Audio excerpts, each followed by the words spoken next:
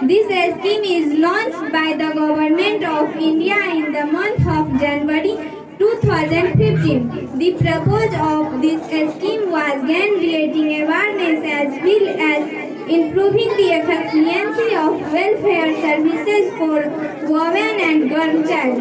The entailing this scheme has RS 102 as according to census data of 2001 child sex ratio age group 0-6 years in our country.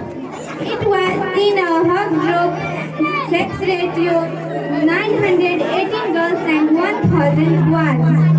In 2001, the UNICEF ranked India worldwide in 2012 was make necessary of people to aware of the safe by of women all over India. This scheme also makes a call for people to eradicate female forbicide. The biggest crime is the final feticide, in which after sex test ultrasound are girls killed in mother's womb. जय हिंद जय भारत। से प्यार भरा नमस्कार। मैं रोशनी झा कक्षा 9वीं की छात्रा हूँ। आज इस पावन वेला के शुभ अवसर पर आप लोगों के समक्ष दहेज की बोली पर कविता कहने जा रही हूँ। अतः इसमें कोई त्रुटि हो तो कृपया मुझे क्षमा करें। अर्थी चढ़ी हजारों कन्या बैठ न पाई डोली में, अर्थी चढ़ी हजारों कन्या बैठ न पाई डोली में, लाखों घर बर्बाद हो गए इस दहेज की बोली में। कितनों ने अपनी कन्या के पीले हाथ कराने में, कहां कहां जा मस्तक टेके आती शर्म जताने में। जिस पर बीता वही जानता सब नहीं ये कहने के, जिस पर बीता वही जानता सब नहीं ये कहने के। लाखों घर बर्बाद हो गए इस दहेज की बोली में। अगर बेटी नहीं होगी तो बहू कहां से लाओगे, अगर बेटी नहीं होगी तो बहू कहां से लाओगे।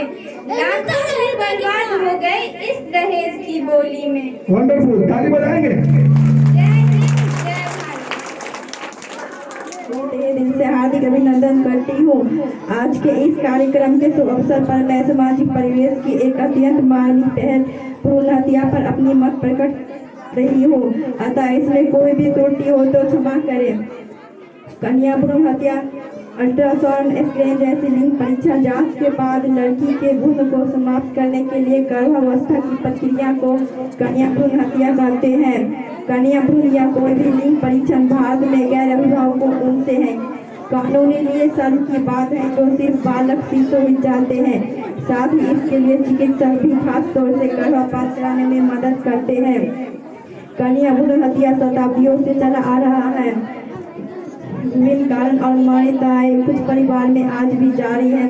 कन्या भ्रूण हत्या के कुछ मुख्य कारण हैं। आमतौर पर माता पिता लड़की शिशु को टालते हैं क्योंकि उन्हें शादी के लिए दहेज के रूप में एक बड़ी कीमत चुकानी होती है। ऐसा मानता है कि लड़कियां हमेशा उपभोक्ता होती हैं और लड़के उत्पादक होते हैं। अभिभावक समझते हैं कि लड़का उनके लिए जीवन भर कमाएगा और उनका ख्याल रखेगा, जबकि लड़की की शादी होगी और चली जाएगी।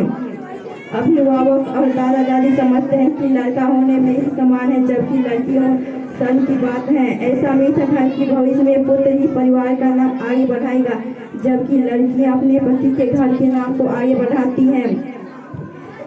लड़की को बोझ समझने की एक मुख्य वजह है लोगों की अशिक्षा, अनुरक्षा और गरीबी है। विज्ञान में तकनीकी उन्नति और साक्षरता ने अभिभावकों के लिए इसको आसान बना दिया है। जन्म लेने वाला बच्चा एक लड़की है। माता पिता बोझ एक उनके ऊपर मानते समझते हैं कि लड़कियां उपभोक्ता होती हैं। जोरदार तालियों से स्वागत करेंगे। बहुत ही अहम प्रयास। तो अभी पाठ्यक्रम को मैं मौसम कुमारी इस गणतंत्र दिवस की हार्दिक शुभकामनाएं देती हूँ। जैसा कि हम जानते हैं भारत इस बार अपना 73वां गणतंत्र दिवस मना रहा है। इस पावन अवसर पर मैं एक छोटा सा भाषण गांधी जी के जीवन पर प्रस्तुत करने जा रही हूँ। अतः अतः कोई गलती हो तो इसे क्षमा करें। महात्मा गांधी एक महान स्वतंत्रता सेनानी थे। उन्होंने अपना पूरा जीवन भारत को आजादी के संघर्ष में बिताया। उनका जन्म एक हिंदू परिवार में 2 अक्टूबर 1869 में गुजरात के पोरबंदर में हुआ था। उन्होंने पूरे जीवन भारतीय लोगों के नेता के रूप में व्यतीत किया। उन्होंने अपना पूरा जीवन भारतीय लोगों के नेता के रूप में व्यतीत किया। आजादी पाने के लिए उन्होंने सत्य, अहिंसा और सत्याग्रह आंदोलन जैसे हथियार की मदद ली।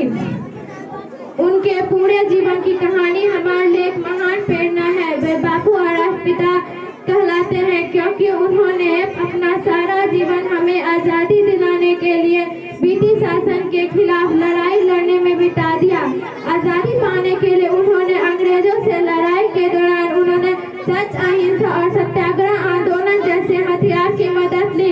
कई बार उन्हें गिरफ्तार किया गया और कई बार जेल भेजा गया, लेकिन उन्होंने कभी खुद को हतोत्साहित नहीं किया और राष्ट्रीय स्वतंत्रता के लिए लड़ाई जारी रखा। उन्होंने भारत की स्वतंत्रता के पथ पर कई जन आंदोलन शुरू किए, जैसे कि 1920 में असहयोग आंदोलन, 1930 में सिविल डिसओबीडियंस मूवमेंट और अंत में 1942 में भारत छोड़ो आंदोलन। बहुत संघर्ष और कार्यों के बाद ब्रिटिश सरकार को भारत की स्वतंत्रता देनी पड़ी। वह सही मायने में लोगों की एकता, विभिन्न जातियों, धर्मों, समुदाय, को समझे, जिसका उन्होंने अपने सभी स्वतंत्रता आंदोलन में इस्तेमाल किया। अंततः जन आंदोलन के माध्यम से उन्होंने 15 अगस्त 1947 को अंग्रेजों को पूरी तरह भारत छोड़ने के लिए मजबूर कर दिया। 1947 से 15 अगस्त को भारत के स्वतंत्रता दिवस के रूप में हर साल मनाया जाता है। वे 1947 से अपने भारत की स्वतंत्रता के बाद अपने जीवन को जारी नहीं रख सके, क्योंकि 30 जनवरी 1948 को हिंदू कार्यकर्ताओं में से एक कार्यकर्ता नाथूराम गोडसे द्वारा उनकी हत्या कर दी गई। वह एक महान व्यक्तित्व थे, क्योंकि अपनी मृत्यु तक वह मातृभूमि के लिए गुजार दिया। उन्होंने हमें ब्रिटिश सरकार से आजादी से हमारे जीवन की सच्ची प्रकाश से प्रबुद्ध कर दिया। उन्होंने यह साबित कर दिया कि अहिंसा और लोगों की एकता से सब संभव है। अपनी मृत्यु के कई वर्षों बाद भी वे हर भारतीय के रूप में वे हर भारतीयों के हृदय में बापू और राष्ट्रपिता के रूप में जिंदा है। जय हिंद, जय Bharat. Good evening to all my respected principal, teacher, parents and all my dear friends. My name is Mosmi Kumari. I read in class 3. I am going to deliver a speech, a few words about Mahatma Gandhi. Mahatma Gandhi was a great freedom fighter. Mahatma Gandhi full name was Mohandas Karamchand Gandhi. Mahatma Gandhi is also known as Bapu and father of the nation. Mahatma Gandhi is born on 2 October 1869 Porbandar in Gujarat. His father name was Karamchand Gandhi and mother name was Putli Bai. Gandhi played a very important role to get India free. Jai Hind, Jai Bharat. गण एवं मेरे प्यारे भाई और बहनों, सभी को मेरा प्यार भरा नमस्कार। मैं खुशबू कुमारी कक्षा 9वीं की छात्रा हूँ। मैं आप सबके समक्ष हमारी स्वतंत्रता के लिए जिसने अपने प्राण न्यौछावर कर दिए, उस वीर भगत सिंह के बारे में कुछ शब्द कहने जा रही हूँ। भारत माता के जाबाज की कहानी सुनाने वाली हूँ, उसके शौर्य की गौरव गाथाएं सुनाने वाली हूँ। चला गया जो भारत पर कुर्बानी देकर, उसके चरणों में शीश नवाने वाली हूँ। भारत माता के जाबाज की कहानी सुनाने वाली हूँ। युगों तक तेरी कुर्बानी का जिक्र रहेगा, ए भगत तेरा इतिहास अमर रहेगा। नजारा तेरी शहादत सा कहीं नहीं, ये देश क्रांति का वो दीपक ढूंढता है, वो मार के भी तुझे मार ना सके, लोहार की गलियों में अभी इंकलाब ढूंढता है। युगों तक रहेगा तेरे यौवन का त्याग, युगों तक तेरे तूफानी हौसलों का असर रहेगा, ए भगत तेरा इतिहास अमर रहेगा। अपनी जंजीरों का उस पे जोर कहाँ था जिसने अपनी रूह रिया कर दी वतन की रिहाई के। फिजाओं में तेरी खुशबू अभी भी है बाकी, मिट्टी में तेरी सरफरोशी का कहर रहेगा। ए भगत तेरा इतिहास अमर रहेगा। वक्त आ गया है अब दुनिया वालों से साफ साफ कहना होगा, देश प्रेम की पलकधार में हर मन को बहना होगा।